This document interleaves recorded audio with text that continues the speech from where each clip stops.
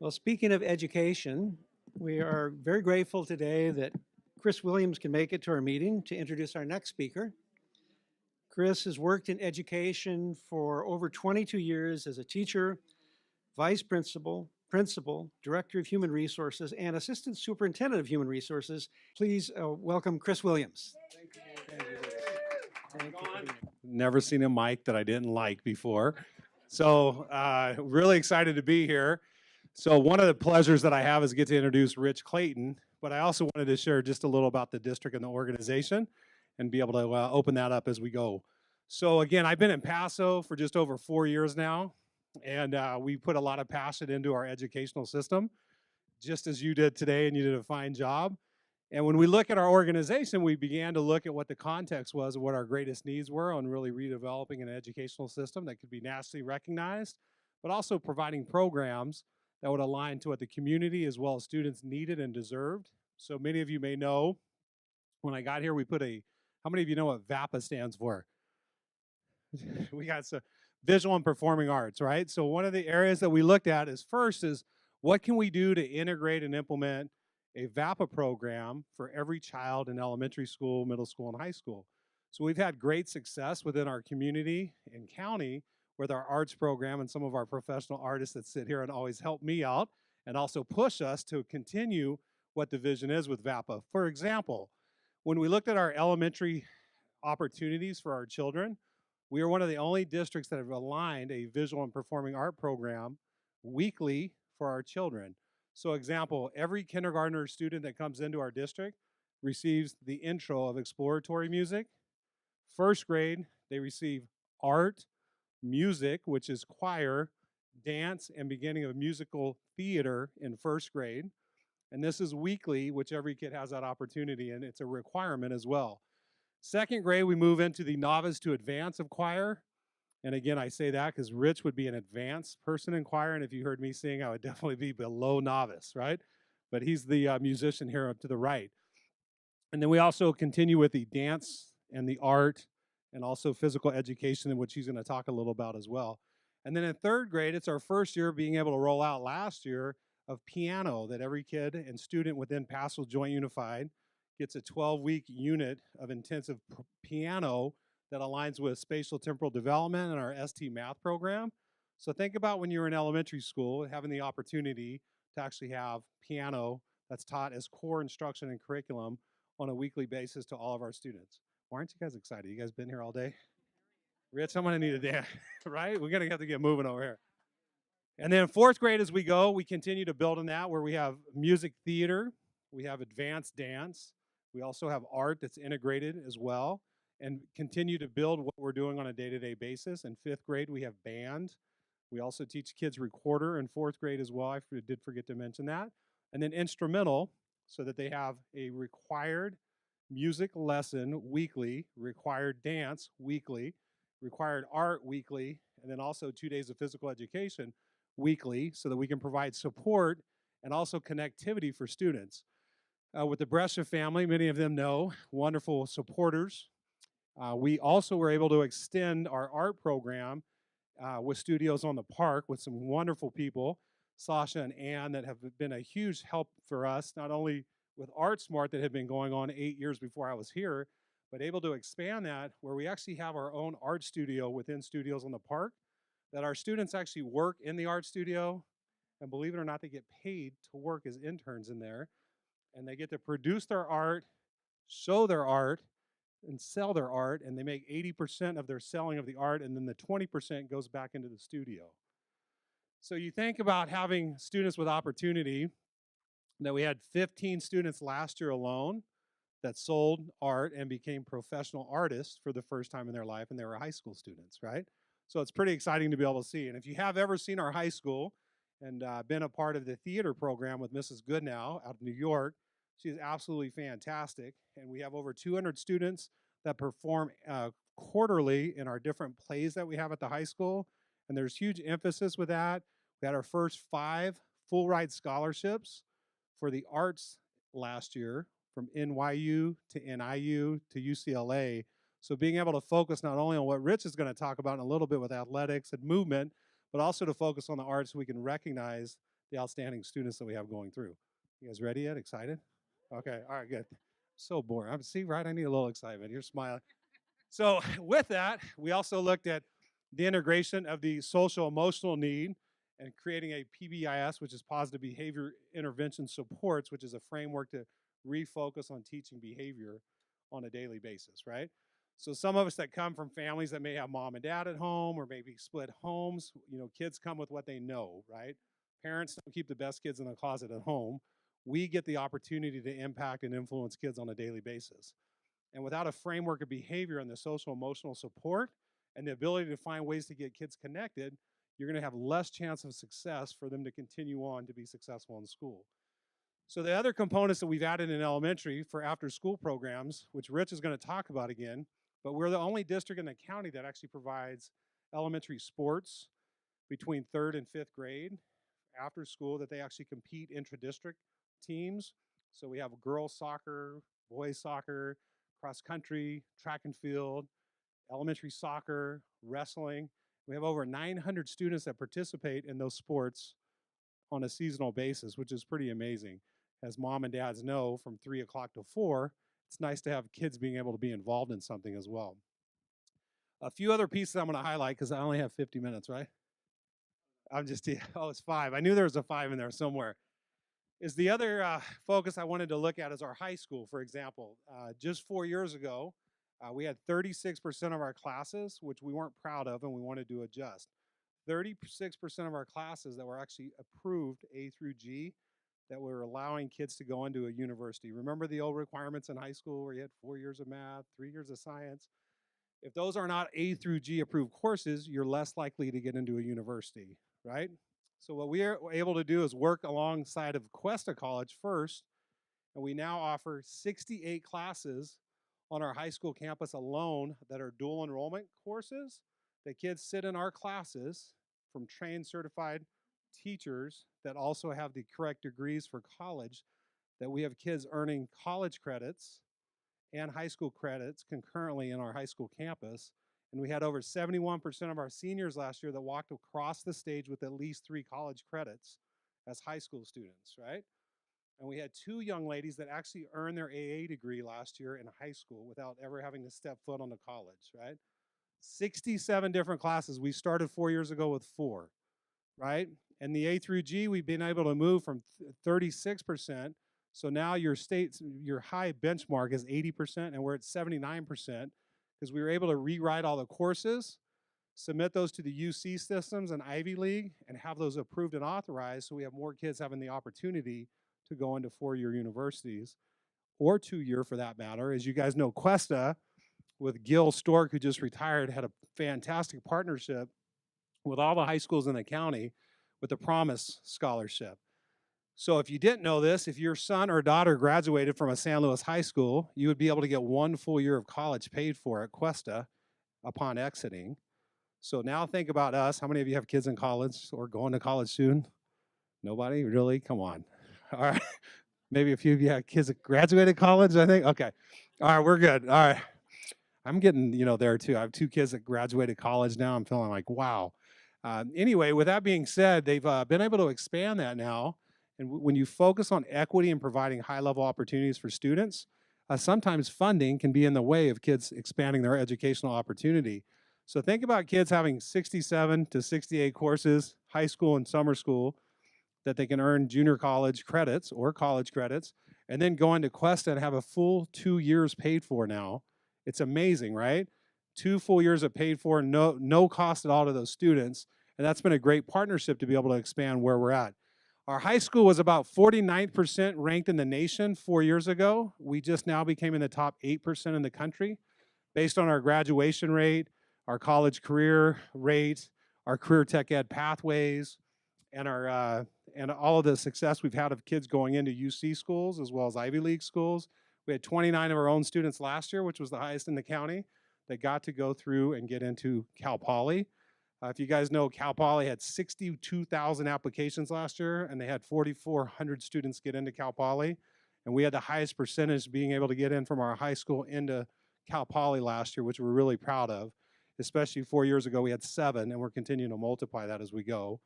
And it's a lot of excitement. Again, I was only supposed to do Rich's introduction, but I told you when I get a mic, I like to start talking. This young man, individual, is coming from Central Unified. He was in Kingsburg before. He's got an amazing story that when you know this guy, I always say to know him is to love him, because he's got one of the biggest hearts in the world, and he's extremely passionate and purposeful and really here to influence the lives of kids as well as adults. If there's one guy that I ever want to give the mic to in front of my entire staff, I've trusted this man because I know the influence he has and the ability that he has to connect with kids because of the story that he walked his life through, losing his parents at a very early age, being a college athlete that was on his own, but also someone that was one of the best educational teachers that I've ever seen in a classroom to be able to come out and help and expand that opportunity. So Rich has been our district athletic director, our wellness coordinator, our community outreach consultant, and kind of my right-hand guy the last 3 years. And now he's actually working with our progressive student discipline because of his knack and ability to sit down with kids and reach deep in their heart and impact where they are, where they're going, or where they might need additional support. So again, Rich Clayton is coming on up. You didn't get a loud round of applause either, I know. I think we need an espresso or something here, Rich, I don't know. So again, dear friend, again, to know him is to love him, and you guys are gonna be in for quite a treat. So thank you, Mr. Clayton. Thank you for the introduction. Glad to be here. I have to say thank you to Nancy for inviting me and having me here. It was just on a whim. Her and I got together. My wife had met with her, and then we started talking. And next thing she said, "You need to be a speaker at my engagement." And I thought, "Oh yeah, sure, no problem." People never follow up on that stuff, and here I am. Do we have a clicker? There we go. But I'm really excited. I'm passionate not only just about people, but passionate about our job and our school district and everything that we do and working with young people. And it's people like yourselves who shaped people like myself. And I get excited. They say you're supposed to start with a joke, so I'm going to start with an educational joke. What did 0 say to 8? He said, "Hey, nice belt." And the biggest piece is this: when you meet people who people use the word passionate, but I just know I was meant for this. And when I say this, that is education, but I know I was meant for people. I was meant for it. I was born to be around people. I was born to give them positive energy. It's what I love to do. So I never shy away from it. And the big thing, it was said earlier, is I promise you this: if you sit down and talk to people, there isn't a person that you couldn't learn to love once you learn their story. And everybody has a different background. Every person we talk about in school, they bring a backpack, and all those kids have different things in their backpack that they're bringing with them. Some of them have parents who are not together. Some of them didn't have anything to eat in the morning. Some of them don't have any parents at all. And so for me, a little bit of background: people are inspired or imprinted in their minds in 3 major ways, and there's a lot of brain research. The number one thing is traumatic or emotional experience, the highest of the highs, the lowest of the lows. We also remember music well. We can think of a song and hear it, and it'll take us back to a time and a place. The other thing is metaphors, and we use lots of metaphors in the world to really connect our brain. But what I want to tell you is, I think the reason I was meant for this is because I was imprinted. And while it was a tragic or a traumatic experience, it made me who I was. And there's a famous saying: if I had the life that I wanted to live, I probably wouldn't be the person I am today, right? So if I had the things that I thought I needed, or envied the people who had things I didn't, I probably wouldn't be who I was today. And this part always gets me because it's my life. This is me. And when I was 4 months old, my mom and my brother were killed in a car accident. And so I never knew my mom or my brother. And I get to see my grandma tonight. She's my favorite lady in the whole world. And she helped me. This is not a sad story, by the way. It's a sad part, and it always gets me. But it's a great story. It's a great story. And my dad, this is a great picture. There's me again, a little bit of a different haircut than I have today. My dad, he did a great job. My grandma helped raise me, and a lot of people picked up where there were missing pieces, and my dad helped me. And then when I was in high school, my dad passed away. He had cancer. So he had non-Hodgkin's lymphoma. I lived in Redding, California at that time, and my dad passed away. And at that point, I became what we call a ward of the court. And so the reason I tell you this is I was a product of people like yourselves. This is not a sad story. The feelings we feel come from the things that we focus on. If I would have taken a different approach, I might have said, well, the world is a terrible place. Look at all these things that are unfair. Look at all these things that happen to me, and all these other kids have great things, but I didn't look at it that way. I really never felt that way. I had a lot of people. I did feel sad, but I had a lot of people looking out for me. I had a grandmother who would do anything in the world for me and pick me up. I had coaches, teachers, people in the community who knew me, and maybe I was just a really energetic kid and people wanted to look out for me, but they did. For the last half of my senior year, I didn't have to go to foster care. I lived with people. They helped me out. They gave me food. I did not feel that I was, and I had a lot of things to deal with, but I didn't feel that life was not going to be able to go on. I didn't feel that way. And so I want you to know this, because I meet a lot of people, and that's not to dismiss people's feelings either. I learned something very quickly. When I went into education, I learned that the kids in the room, they could have everything in the world, and I could look at them a little bit different, but they could be more miserable and feel that their life was more heavier than I ever felt my own life was. And that doesn't dismiss their feelings. It's not the idea that, oh, you don't know what you're talking about because I've been through much worse than you. I've never said that to anyone in my life. I wouldn't. Why would I? I don't know how it feels. The feeling of empathy. I don't know what it feels like to be in your position. And in your mind, I noticed it's actually worse. It's weighing on you more. And so I was thankful. I went back to my high school teachers and staff in Redding, California, and I got to tell them this. I didn't realize until later how important they were, but I told them, I'm thankful for you. I'm thankful for the things that I learned there and what I had around me, and I bring this up because I talked to all these people today. And these are all my different coaches, and I wrote a bunch of jokes for them, like Coach Worley, how to gracefully break a clipboard. But I learned a lot from people. I did, and they didn't know it. They had no idea. I was just a kid. I was very quiet. I was not like I am now. Even though I still get a little nervous talking to people about it, I was just a quiet kid I didn't really cause a lot of trouble. But I also didn't ask for help. And sometimes those are the most important people. And these people help me without ever knowing they do it, and you guys will do it too. You will never know you impacted a kid. I had a coach, his name was Coach Arrow. He's not on there because I was giving the speech and talking about him. He took me. I did not go to college. I graduated, and I didn't go to college. I never signed up. I didn't have anyone to help me. I didn't understand how you even did that. To me, it was so far out there from what I was experiencing that going to college just seemed too much, like filling out papers and all these things. He came to my house in probably August of 1996. He found me because I was running away from him or just ducking him. People were like, hey, Coach Arrow's looking for you. Why is he looking for me? I already graduated. Leave me alone. That's what I was thinking in my head. I just want to deal with life as I can. And he came and got me, and he took me to the junior college, and he lined me up at Shasta Junior College, and he gave me a blank check, and he said, sign up for classes. And here I am standing in a line. He had no business taking me there.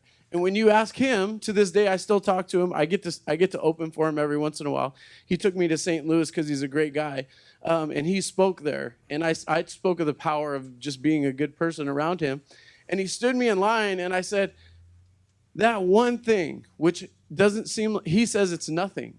He just thought it was the right thing to do. He just grabbed me, gave me a check, put me in line. I'm in line. I have no idea what I'm signing up for. I don't even know when school starts, but now I have to. And that thing was, I took it with me for the rest of my life. I took it with me. I felt like I owed him something, and not in a bad way. I felt I owed a person who would take time out of their life and their money. I feel like there's something bigger there. And on the other side, my grandmother, who I'm going to see tonight in Ventura, I'm taking her to a country concert, 86 years old, having a great time. She told me, though, and this is important how you talk about people. She told me, not in a false way. When I was little, she raised me all the way up. She said, you're going to be special. You're different. Because I was supposed to be in the car. That's a part of the story I don't ever tell, is I was in the car and my mother dropped me off with my uncle and picked up another person. So when they said 3 people are in the car, you need to come identify the 3 bodies to my grandparents, they assumed that I was one of them. When they looked down and they saw the people, remember back then you made a phone call and you drove all the way there, they noticed, where is the baby? And no one knew I was missing. My uncle, who is into drugs and would never be in charge of me, calls a day later and says, what the heck do I do with this baby? So my grandma always told me, and not in a false way, I want to put that out there.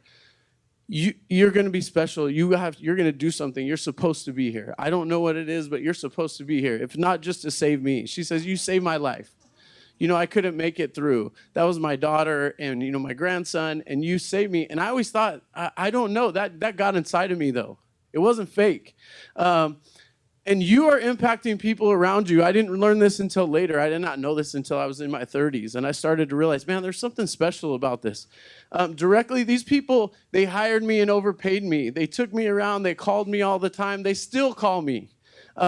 Indirectly, I saw them as role models. Career choices. I sat down at Sacramento State. I ended up getting a football scholarship. I told you this is a good story.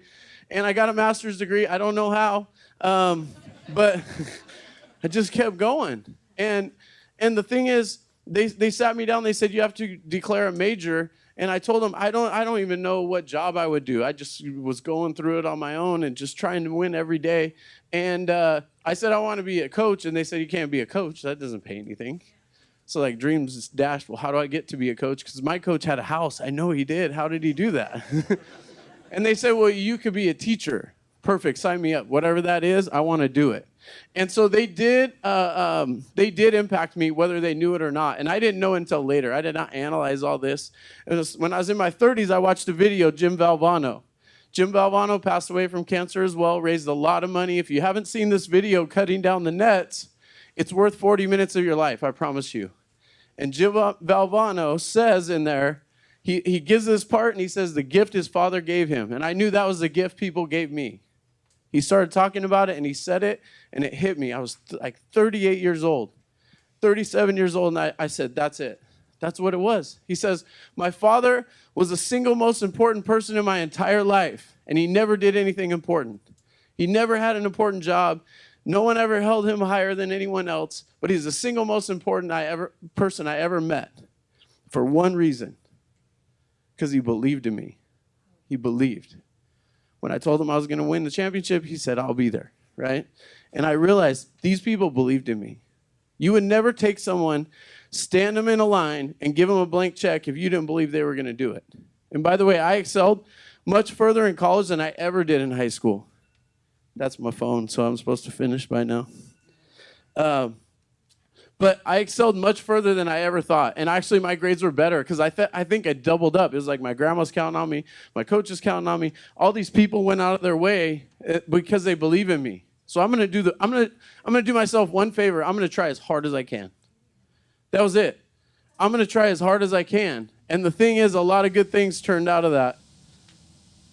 And that belief is passed on. This is when I worked in Central, and we had a young man who was on national television with us, and I was the athletic director, and we flew, and we were on ESPN. It was the highlight of his career. Mr. Williams was there too, and his knee was blown out the first game of the year, and he missed his whole season, and he was not going on scholarship anymore. And I said to myself, and Mr. Williams was there, we're going to impact this kid. We're going to go see him, and we did. We went and saw this young man every single week. We played video games with him.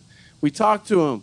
We got him going. So he did his rehabilitation. He did not get a scholarship that year. He kept working out, doing everything he could, and then earned the scholarship after his senior year. The entire next season, he took a season off. And I only mentioned him because I knew that was my chance to give back, to do what was done for me. That was me standing in line, right? And I've done it many times because I start to recognize it like this is a chance. Now, that doesn't mean it always works out. It doesn't. But it means that I have to be the one to recognize it and do the best I can to try to help with it. And I want you to just, in your spare time, think about the word belief. You know, I ask you to do something that isn't there. We don't have factual evidence in it. I don't know this person's going to be successful. I don't know that driving over to pick someone up is going to help them. I just believe it. I think so strongly about it that I'm going to do it no matter what. I'm going to move quickly here. Trying to catch us up. We're running out of battery here. I'm going to move to the back here. Go ahead, hit it.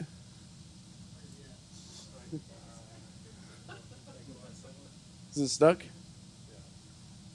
I can overcome. This ain't the hardest thing that ever happened to me in my life. I got it with me too. What's that? Here, let me go. 7 come 11. My grandma likes. There you go. I want to bring you back to that and just say that I really do believe this.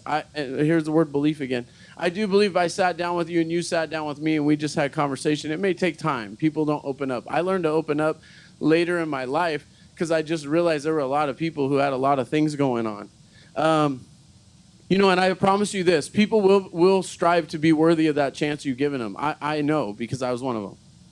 I believe it. My coach, he asked me to do something. He said, tomorrow, can you please drive up here and help me? I'll drive up there. I need $10,000. I'll give him $10,000. I owe it to him. I wouldn't do it 5 times because I don't have enough money for that, but... And that brings me to the school district where I work. And working in schools has just been tremendous for me, working with young people and also working in the community. I think I've expanded that. It was great to impact schools, but we really do believe every student will have success, and success looks different for every single kid. Some kids just coming on time is success. For me, not getting angry about the situation I was in school was a success. I remember having those feelings like these kids are lucky. I don't know why, but it's okay. I'm going to be okay, and you don't want to act on those things.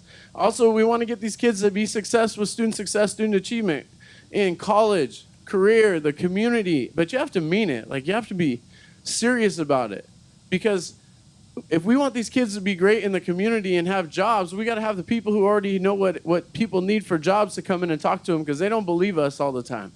We're with them, I promise you. And Mr. Williams and the vision for what we're doing is to impact every kid, to really do that. And that's our athletic programs. This is not possible if people don't back it and believe in it. The difference is this is not just normal athletics. It's going on right now, too. I had to miss it, but that's okay. It was important to be here, too.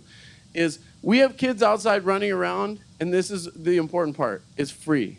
Guess what you have to do to be on this club or this team? You don't have to pay any money.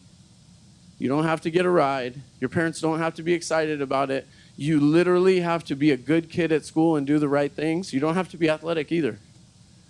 And if you do all those things and you represent your school well and your teachers talk well about you, you're on the team and you get to play. And guess what? You're going to expose every single one of those kids to all of this fun stuff. And they might say, hey, I'm pretty good at this. Or they might say, hey, this is the first group of people that I've ever been involved in that I mean something to them. And I see it in kids all the time. They will run back to the kid in the very end who's so far behind. Most people would be inclined to say, man, this kid's not going to make it. And the kids will run with them. They love them. Talk about imprinting kids when they're young. That's what we're trying to do. This is important. It's not about winning. It's about being on a team, being a good teammate, having character. And you get to intervene. Here's what they're doing today. They're running cross country.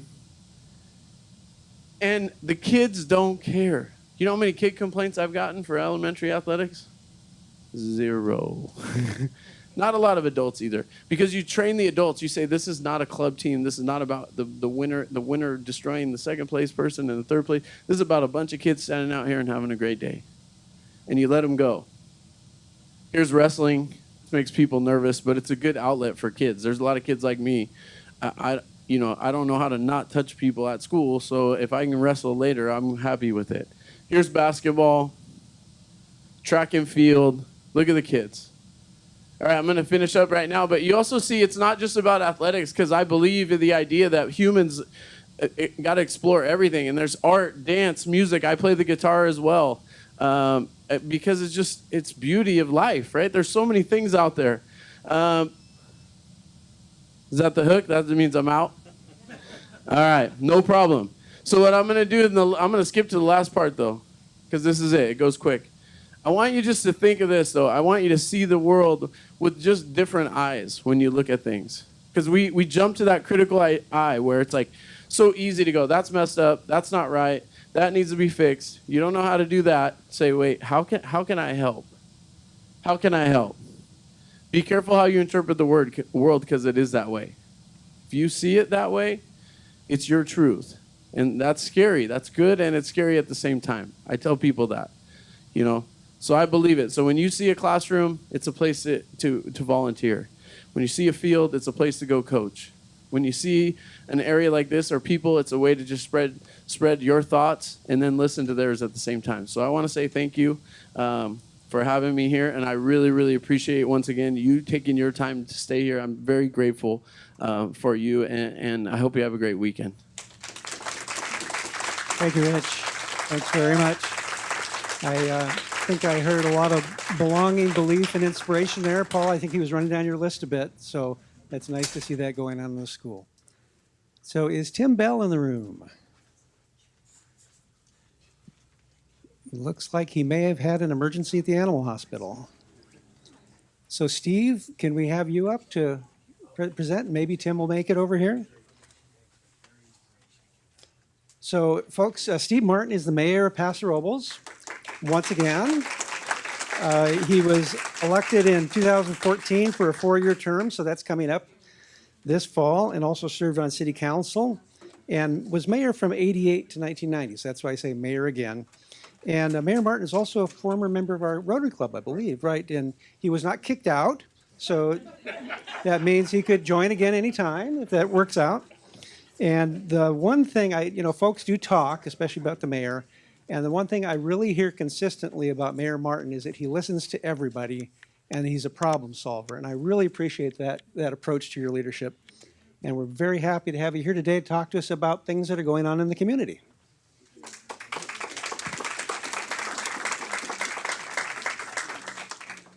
Thank you very much for the opportunity to speak. I love speaking about the city of Paso Robles and the people who live here.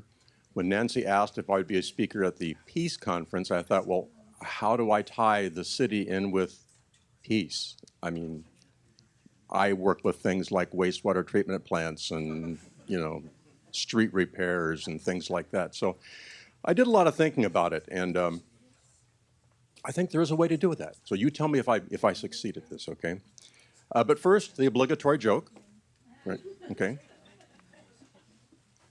And I did my very best to degenderize this. So if I slip up and say he or she, just let it go. A person was walking down the beach and came upon, of course, a magic lamp half buried in the sand. The person extracted the lamp, shined it up, and sure enough, a genie appeared. And the person said, "Do I get 3 wishes?" Genie says, "Hard time for genies. We've had to cut back. You only get 1 wish. What's it going to be?" So the person takes out this big map and lays it out on the sand and says, "This is a map of the Middle East. My wish is that all the people in all these countries would stop fighting each other." The genie said, "Gadzooks. These folks have been fighting each other for thousands of years. I'm a genie. I'm good, but I'm not that good. Make another wish." So the person thought and said, okay. I've been looking all my life for the perfect mate. I want somebody that will love me unconditionally. I want somebody in good health. I want somebody who has a great sense of humor. I want somebody who will be my helper in everything I do, support me, put me number 1 at everything. I want someone that will love me deeply, faithfully. Someone who is not a smoker, someone who is not a drinker. I want the perfect mate. The genie said, "Can I look at that map again?"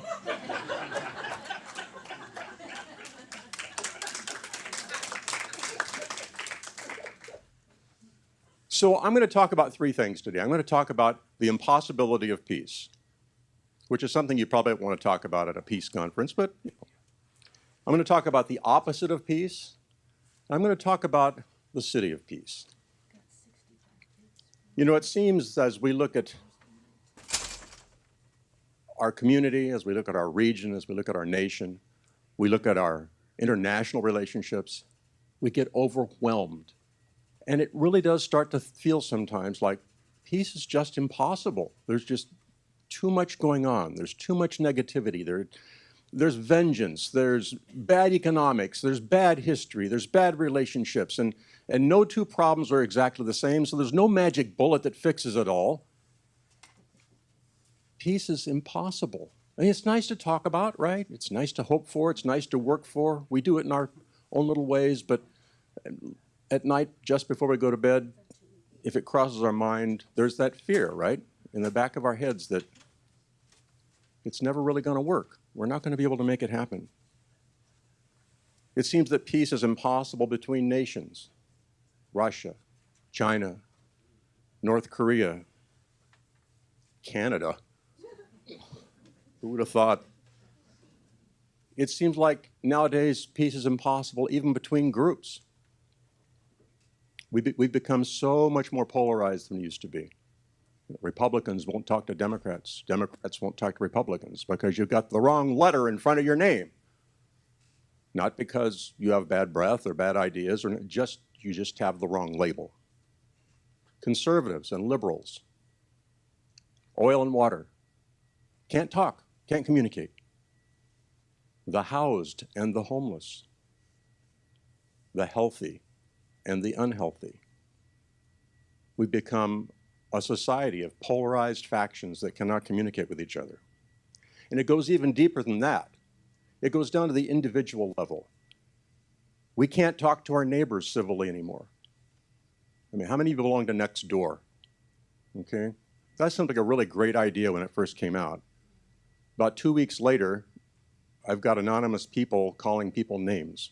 Neighbors, for crying out loud. You wouldn't walk to your back fence and call your neighbor over and say to their face what you would say to them on the site. We just don't talk to each other anymore. Or if we do, we talk to each other anonymously and sometimes viciously. Even further than that, family members. How many people in this room have a family member you haven't talked to in years? Yeah? I've got people that are really uncomfortable for me to talk to, whether it's because of political reasons or family reasons or whatever it is. It just seems like communication among people is diminished. But you'll notice the order in which I put those things. Nations, regions, groups, individuals.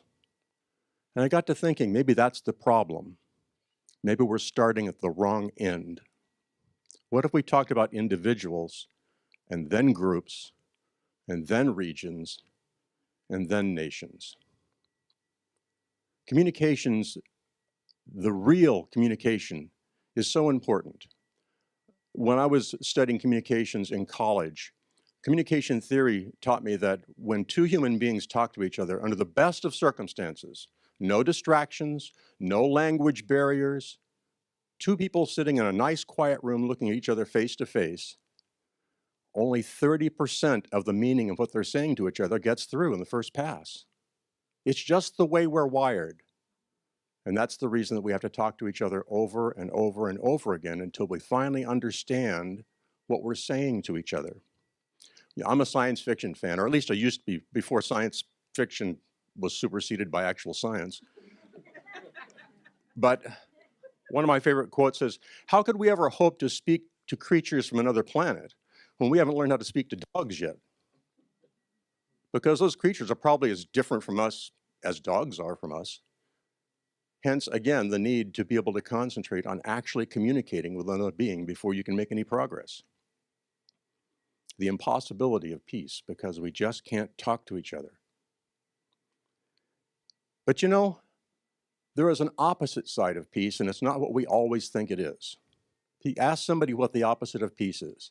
War. The opposite of peace is violence. The opposite of peace is bigotry. None of that is the opposite of peace. The true opposite of peace, the true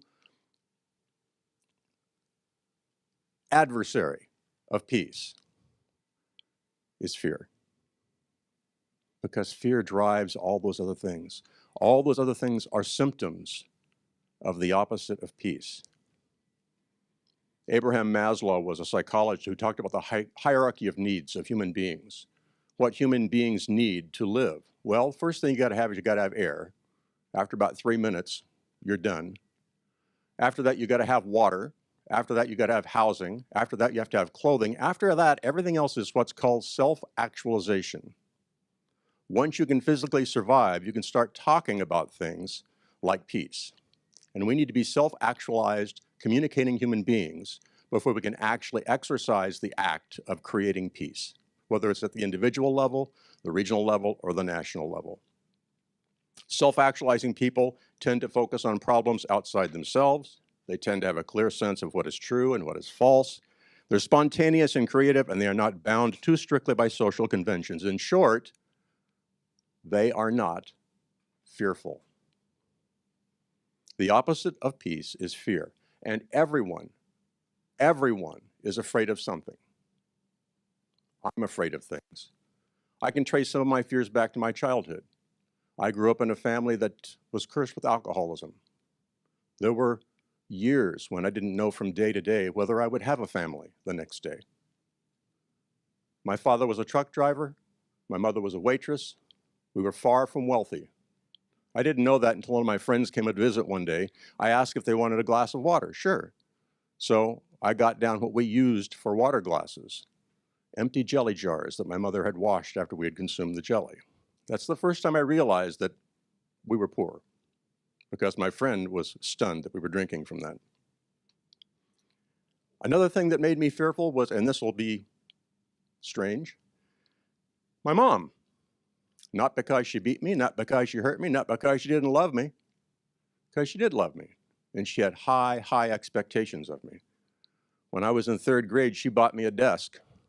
She said, "This is your desk. You're going to be doing your homework here because someday you're going to college." "Okay, Mom. Here are your pencils. You're going to use these pencils to do your homework." "Okay, Mom." "Mom?" "Yes." "Pencils don't have any erasers. Where are the erasers?" "You don't make any mistakes. You don't need any erasers." I fear imperfection in myself. It's true. Everyone has a fear. Many people locally fear for things like water. Are we going to run out of water? Are our lawns going to go dry? Will I not be able to wash my clothes? Will I not be able to water my lawn? Am I going to run out of shelter? My job is so marginal that if something happens and I lose my job, I could wind up under a bridge somewhere. Because housing is expensive in Paso Robles. This area is rated #1, not just Paso, but San Luis Obispo area, is rated #1 as the most expensive place in America to retire to. Other people are afraid of not having adequate clothing, not having adequate employment, not having adequate health care. When you get sick and you have to choose between paying the rent and paying your doctor, that's fear instilling. People are afraid for their safety. Will my home be burglarized? Will I be attacked? Will people that I don't understand or don't recognize or look different from me, will they represent a physical danger to me and my family? The opposite of peace is fear. And then I thought, what does the city of peace look like? What would Paso Robles look like as the city of peace? What does all this talk and observation about fear and peace have to do with the city that people want me to kind of help lead? You know, back in 1991, I'm getting to be that age where I'm going, back in 1991. When I was on the council the first time, we did a massive reconsideration and restructuring of what we call our general plan. The general plan is the overall plan for development in the city of Paso Robles. And there have been several iterations since then. But in 1991, we had not updated our general plan since 1971. And the community had not adapted and changed to the way it was progressing to that point in time. And so we went through this massive process of updating the general plan for the city. Lots of public hearings, lots of input from people, lots of discussion with the council. One of the things that the council discussed was the fact that we didn't ever want to lose our rural quality. And for weeks we talked about that, preserving our rural quality, our rural quality. People were afraid, they were fearful we'd lose our rural quality. Until finally somebody said, "What do you mean by rural quality?" Well, we all know what we mean by rural quality, right? So one by one the council started describing what they meant by rural quality. 5 different ideas of what rural quality really is. And that's when we realized we weren't communicating. We thought we were. We were using the same words. We were using the same passion, the same motivation. And we thought we were getting through to each other, but we weren't. And so we had to take a step back and say, for the purpose of these discussions, what do we mean by rural quality? What do we mean by quality of life in the city of Paso Robles? We love Paso Robles. We want Paso Robles to stay a wonderful place to live. What makes Paso Robles a good place to live? That was the central question. And after tons of input, tons of public hearing, tons of discussion, we came up with a definition for quality of life in the city of Paso Robles that has survived fairly unscathed to this day. We said the quality of life in the city of Paso Robles is defined as being a place where the great majority of people can live, work, and recreate. Where people don't have to pick up and drive 30 miles to go to work, where they don't have to pick up and drive 30 miles to go shopping, where they've got something to do in the evenings and on the weekends with their families. That's what creates high quality of life. And that's what we've tried to instill as time has gone by. We didn't realize at the time we were doing that general plan update that we weren't just dealing with the economy of the community. We were dealing with fear. The fear that we and our kids wouldn't have a place to live in our own city, the fear there would be no jobs, no money for our families, the fear we would have to travel to other places to enjoy life, the fear that no one was listening and nobody cared. And so I ask you to imagine the city of Paso Robles as a city of peace. A place where people wake up in the morning and their first thoughts are not, I can't afford food. I don't have a job. I can't find work. I can't pay the rent. And worst of all, I'm alone. Nobody listens and nobody cares. Now, I would love to tell you all about the wonderful things I believe we've done over the last 6 years, and it's true, but I'm out of time. But what I want you to know that the city of Paso Robles is a city of peace, and it's all about a city of citizens of peace. And that's the bedrock for all the rest. Because if we are a city of peace, citizens of peace, then we have the tools to work towards a region of peace, a nation of peace, a world of peace. And so we have a job, maybe one you didn't realize you had when you walked in today. We have the joyous responsibility to build a city of peace by banishing the things that create fear in our citizens. By addressing that fear, we're draining the power of what truly is the opposite of peace. And by doing that, we create true peace here and in our world. And getting back to my genie story, now that I really know what I'm doing here, I'd like to look at that general plan again.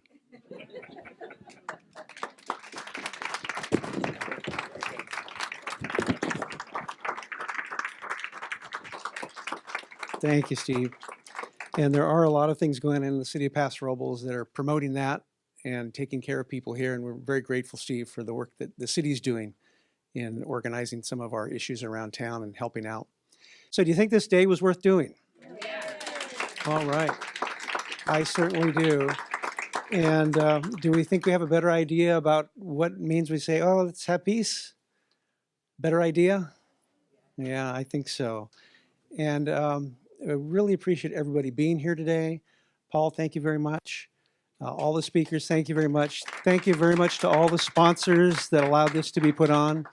And thank you for being here. We look forward to doing this another time next year. Thank you. And we want to thank Dan. He put this together with all kinds of different people and organized them, and he's done a fantastic job. Thanks, Les. Thank you. Thank you very much, everybody. Have a great afternoon.